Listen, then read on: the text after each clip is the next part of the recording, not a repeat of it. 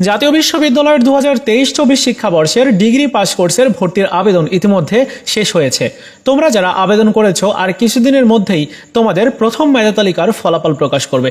এই প্রথম মেধা তালিকাতে তোমরা যারা চান্স পাবে, কলেজে তোমাদেরকে চূড়ান্তভাবে ভর্তি হতে হবে। তো চূড়ান্ত ভর্তি হওয়ার জন্য কি কি লাগবে তোমার, তারপর কত টাকা লাগবে, আজকের এই ভিডিওতে তোমাদেরকে জানাবো। আগে থেকে যদি তোমার জানা থাকে তাহলে ভর্তি হওয়ার জন্য তুমি ভালো প্রিপারেশন নিতে পারবে। যেমন টাকা পয়সাগুলো আগে থেকে কালেক্ট করে রাখতে পারবে, ডকুমেন্টসগুলো কালেক্ট করতে পারবে।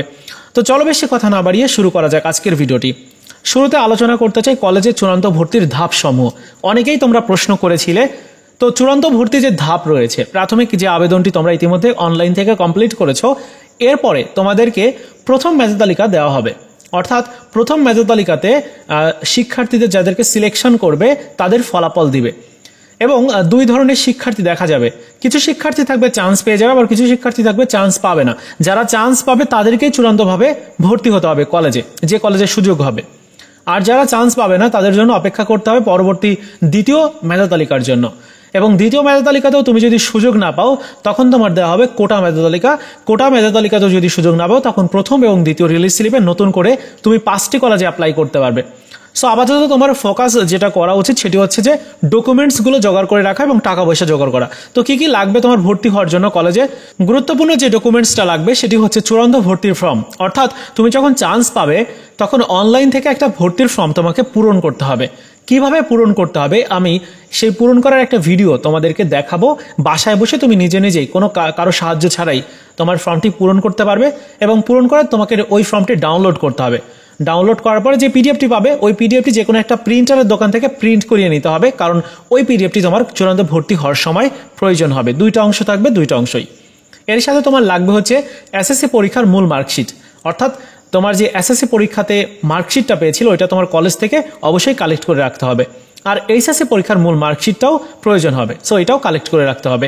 আর কি কি লাগবে? পাসপোর্ট সাইজের রঙিন ছবি লাগবে 2 কপি, সদ্য তোলা হতে হবে, কারণ এই ছবি তোমার পরবর্তীতে এই এই ডিগ্রির পুরো কার্যক্রম অর্থাৎ 3 বছরের ডিগ্রি পাস করছে এই ছবি ব্যবহার করা হবে।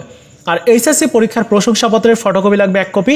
আর ভর্তির ফি জমা দেওয়ার রসিদ, অর্থাৎ ভর্তির একটা নির্দিষ্ট ফিজ আছে যে কলেজে ভর্তি হবে ওই কলেজে, তো ওই ফিজ জমা দেওয়ার রসিদটা লাগবে। সোনালী ব্যাংক সেবার মাধ্যমেই হোক অথবা মোবাইল ব্যাংকিং, যে কোনো মাধ্যমে তুমি যেভাবেই জমা দাও না কেন ওটার একটা রসিদ থাকে, সেই রসিদটা লাগবে।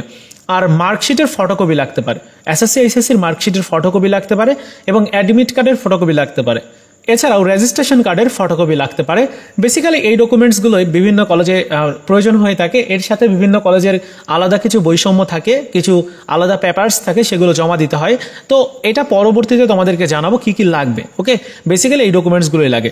এবার চলো আমরা জেনে নিই যে ভর্তি হওয়ার জন্য কত টাকা লাগবে।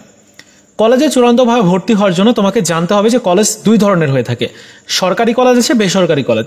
জেলা পর্যায়ে যে সরকারি কলেজগুলো আছে ওইখানে তোমার ভর্তি হতে খুব একটা বেশি টাকা লাগবে না। 3,500 টাকা থেকে শুরু করে 4,500 টাকা বা সর্বোচ্চ 5,000 টাকার মধ্যেই তুমি ভর্তি হতে পারবে।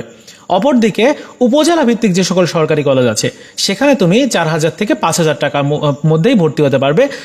অর্থাৎ উপজেলা ভিত্তিক যে সরকারি কলেজগুলো থাকে আবার এর থেকে কমও হতে পারে, বিভিন্ন কলেজে তো বিভিন্ন রকম। তবে মোটামুটি 3 থেকে 4,000 অথবা 5,000 টাকার মধ্যেই তুমি ভর্তি হতে পারবে। এই টাকাটা কালেক্ট করে রাখা উচিত যদি তুমি সরকারি কলেজে অ্যাপ্লাই করে থাকো। আর যদি তুমি বেসরকারি কলেজে অ্যাপ্লাই করো, অর্থাৎ জেলা পর্যায়ে যে বেসরকারি কলেজ, ওইগুলোতে তোমার 6,000 থেকে 8,000 টাকা লাগতে পারে, কারণ ওইখানে তোমার মাসিক বেতন থাকে, এর সাথে উন্নয়ন ফিস থাকে, আরও সেমিস্টার ফিস দিয়ে বিভিন্ন কিছু দিয়ে সব কিছু মিলিয়ে তোমার 6 থেকে 8,000 টাকার মধ্যেই তুমি ভর্তি হতে পারবে। আর উপজেলা পর্যায়ের বেসরকারি কলেজগুলোতে খুব একটা বেশি টাকা লাগে না, 4,000 থেকে 5,000 টাকা বা তার থেকে হয়তো কমও লাগতে পারে। তো মোটামুটি তোমার এই টাকা এবং যে ডকুমেন্টসগুলো তোমাদেরকে উল্লেখ করলাম ওই ডকুমেন্টসগুলো তোমাদের আগে থেকে কালেক্ট করে রাখতে হবে।